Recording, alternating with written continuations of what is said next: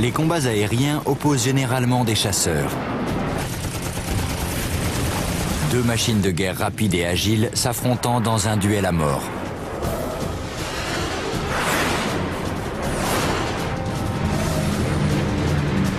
Quand un bombardier se retrouve au cœur de la bataille, ses chances de survie sont minces.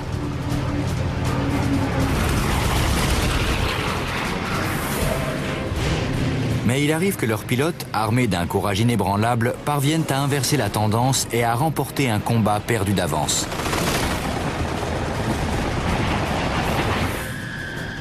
Grâce à des animations générées par ordinateur, prenez place aux côtés de ces pilotes de bombardiers face aux chasseurs les plus redoutables du XXe siècle. Vivez la bataille, étudiez les tactiques, prenez part au combat.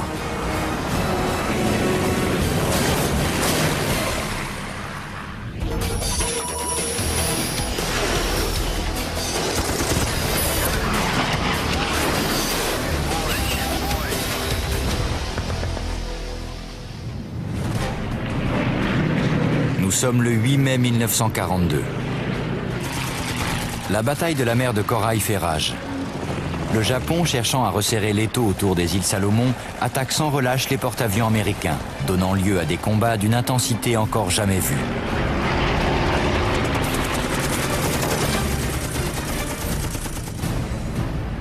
Une escadrille de 8 SBD Dauntless patrouille autour de l'USS Yorktown afin de le protéger des attaques de bombardiers torpilleurs. Les Dauntless ne sont pas adaptés à cette mission, mais ce sont les seuls appareils disponibles. Le leader de la formation est le capitaine Vadessa, un pilote de Dauntless aguerri. Après 10 minutes de vol seulement, il repère une formation ennemie approchant rapidement. Ce ne sont pas des bombardiers. Tout à coup, j'ai vu un reflet lumineux dans le ciel. J'ai compris qu'ils arrivaient. Un essaim de redoutables chasseurs A6M0 se présente en surplomb, par l'arrière. C'est une position d'attaque idéale.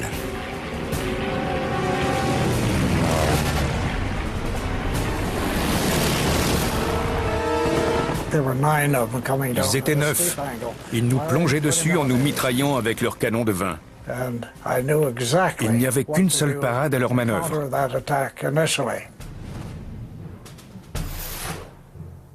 Si les Dauntless continuent tout droit, ils seront une cible facile, de même que s'ils virent sur la droite.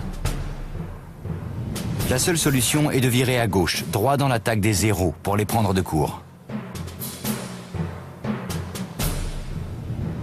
J'ai crié à la radio « Break », mais j'ai été le seul à tourner. Les Zéros fondent sur l'escadrille américaine. 4 Dauntless sont abattus dès le début du combat.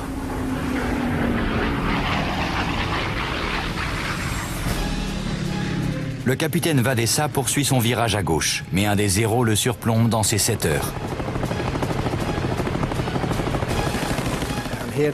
Il a ouvert le feu sur moi. J'ai poussé le manche et j'ai dégagé sur la gauche. Il est passé juste au-dessus de moi. La manœuvre du Dauntless surprend le pilote du Zéro qui le dépasse. Mais Stanley Vadessa sait qu'il ne peut pas distancer son ennemi. Il doit l'affronter de face. Son appareil est robuste. Il peut supporter des virages à 180 degrés très serrés. Il avait déjà fait demi-tour. Il se dirigeait à nouveau vers moi en faisant cracher ses redoutables canons de 20 mm. Un seul obus dans le moteur et on était fichu. Le problème lors d'un affrontement en face-à-face entre un Dauntless et un Zéro, c'est que le Zéro dispose d'un canon de 20 mm à la portée bien plus importante que les mitrailleuses du Dauntless. Les deux avions foncent l'un sur l'autre. Stanley doit à tout prix sortir de la ligne de mire du pilote ennemi. Je n'avais qu'une possibilité, partir brutalement en lacet sur la gauche. Stanley écrase son palonnier pour échapper au tir. Le nez de son appareil bascule sur la gauche, évitant la rafale d'obus.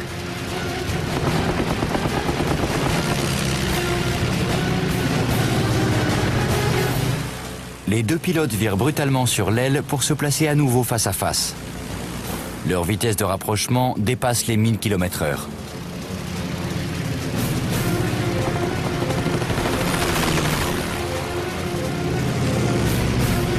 Juste avant que le Zéro ouvre le feu, Stanley plonge, effectue un autre évitement et réalise un nouveau virage sur l'aile.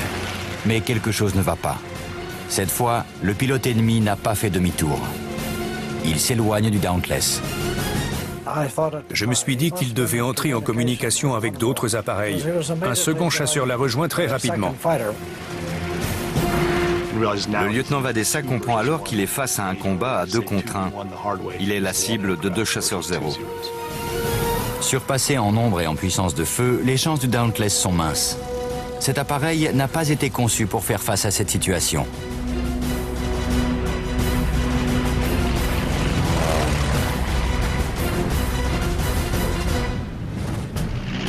Le Douglas SBD Dauntless, ou Intrépide, a été le bombardier en piqué le plus employé par l'US Navy. Il était capable de transporter une bombe de 450 kg que le pilote larguait quasiment à la verticale avant de redresser à la limite du voile noir. Il disposait de 2 mitrailleuses de calibre 12,7 montées dans le nez, ainsi que d'une double mitrailleuse de calibre 7,62, actionnée par le second membre d'équipage. Au cours de ses 6 premiers mois de service, le Dauntless a contribué à la destruction de la moitié de la flotte nippone. Afin de résister à des ressources pouvant atteindre les 12 G lors des rétablissements de piquet, le SBD a été construit autour d'un cadre très robuste.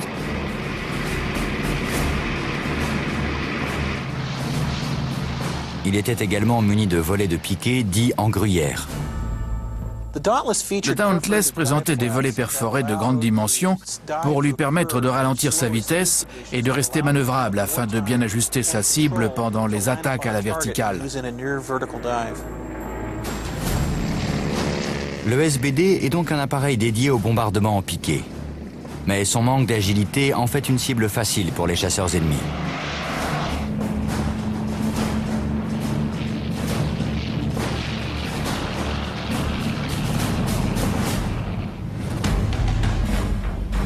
Le Mitsubishi A6M0 a été conçu pour le combat air-air. Dès ses premiers instants de service, il domine le ciel. Il pèse 1 tonne de moins que le Dauntless et vole 160 km/h plus vite. Il est muni de 2 canons de 20 mm et de 2 mitrailleuses de calibre 7,7. Le SBD n'a pas de canon et son mitrailleur de queue est impuissant dans les combats tournoyants. En revanche, le Zéro dispose d'un blindage très léger. Une simple rafale bien ajustée peut en venir à bout. Si le lieutenant Vadessa réussissait à manœuvrer son appareil pour tirer une seule rafale bien placée, il avait des chances d'abattre un des Zéros. La partie semble perdue d'avance, mais Stanley est confiant. Il sait qu'il est capable d'engager un combat tournoyant.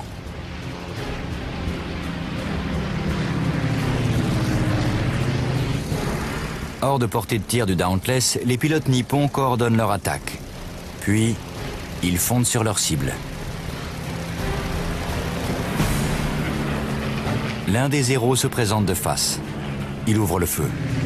Stanley part enlacé à gauche. Le second appareil ennemi se met immédiatement en place.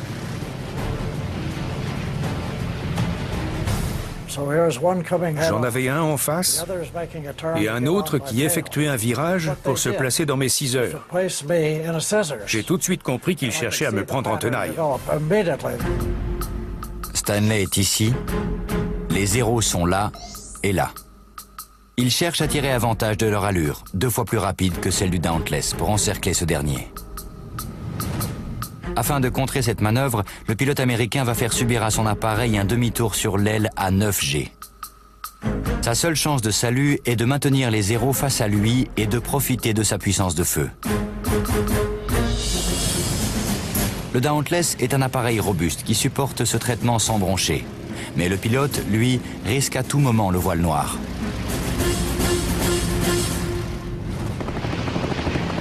Aussitôt après une première passe de tir, Stanley répète sa manœuvre pour se placer face au second Zéro.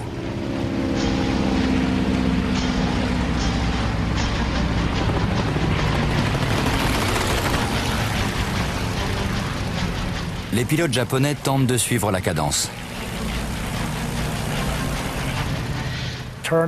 Je tournais, je roulais, je changeais d'altitude, je bougeais dans tous les sens. C'était des manœuvres assez violentes. Je faisais tout pour sortir de leur ligne de mire. Les Zéros ne peuvent rien faire. Un virage à 9G leur arracherait les ailes.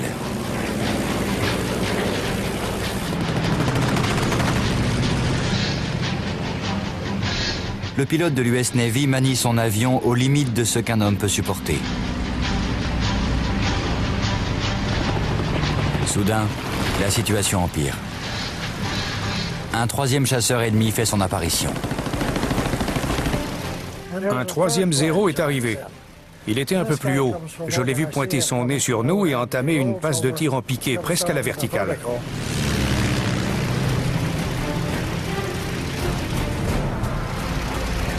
Le Dauntless est encerclé. Sa vitesse de pointe ne lui permet pas de prendre la fuite. Pour survivre, la seule option est d'abattre les appareils ennemis.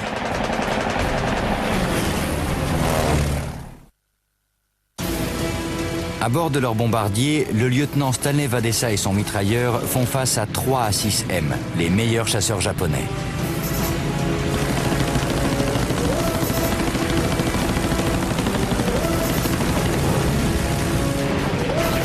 Le Dauntless n'a jamais été conçu pour ça. 2 Zéros encerclent l'appareil américain en lui tournant autour. Un troisième arrive à 3 heures en piqué. Ce dernier plonge littéralement sur la machine de Stanley pour le forcer à cesser sa contre-attaque.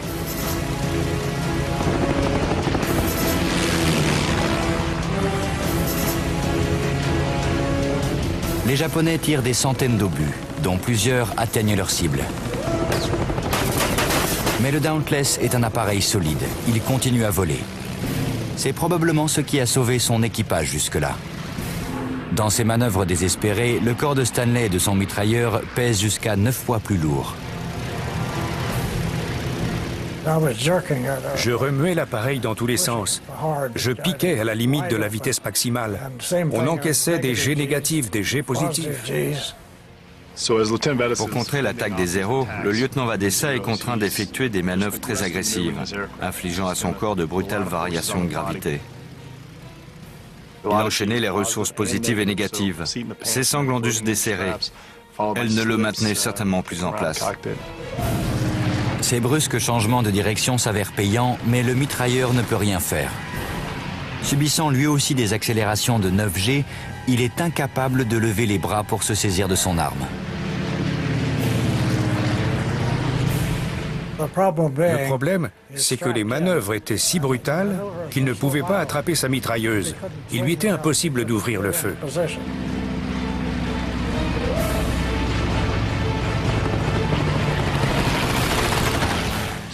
Après avoir esquivé plusieurs attaques, il devait essayer de pousser les pilotes japonais à la faute. Cette faute, Stanley la guette dans les virages de zéro. Après chaque passe de tir, le pilote ennemi doit faire demi-tour sur l'aile. Si son virage est trop large, Stanley sera en mesure de se placer dans ses 6 heures. En attendant le bon moment, il conserve sa stratégie défensive. Il se bat maintenant depuis 17 très longues minutes. Lorsque le corps subit de telles accélérations, le cœur doit battre de plus en plus fort pour conserver une circulation sanguine normale. L'effort physique pour conserver les commandes en main est très intense. Au bord de l'épuisement, il faut très vite passer à l'offensive. L'un des Zéros est sorti un peu trop tôt de son virage. J'ai pu me placer derrière lui. C'est l'erreur que Stanley attendait.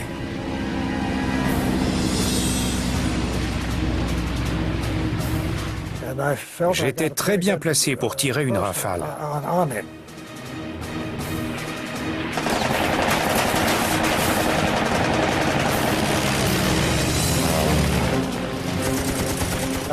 Son moteur s'est mis à fumer. Je me suis dit que j'avais dû le toucher.